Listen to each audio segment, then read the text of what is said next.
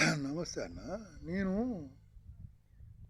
మామూలుగా ఒక 5 ఎకరాలు ఉంటుంది నాకు. వ్యవసాయం చేసుకొని కూలీనాలు చేసుకొని బతికేటోడిని నేను. అయితే సరే రెడ్డిస్ కాబట్టి ఆగలేక సరే బయటికి పంపాల్సి వచ్చింది. వేరే ప్రైవేట్ స్కూల్లో వేయాల్సి వచ్చింది.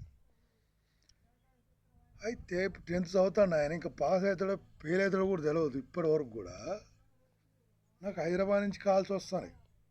మీరు ఏ కాలేజీ చేర్పిద్దాం అనుకుంటారు? నారాయణ అట, శ్రీ చైతన్య, వీళ్ళందరూ ఫోన్ చేస్తారు.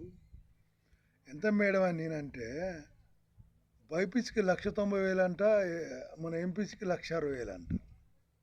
మరి నేను సంపాదించేదే పొద్దున్నాక వ్యవసాయం చేస్తే 365 రోజులు కష్టపడితే పెట్టుబడి పోను కనీసం 2 లక్షలు మిగిలే అన్న కూలికి నాలిపోతే. మరి నేను అన్నమన్న తినాలనా? కొడుకు చదువులేకపోతే మరి నేను నాకు బోధ ఓడి పెడతాడన్న? ఇంత బోధ తింటే కదా పొద్దున్నైతే కూలి పెట్టేవాడిని నేను.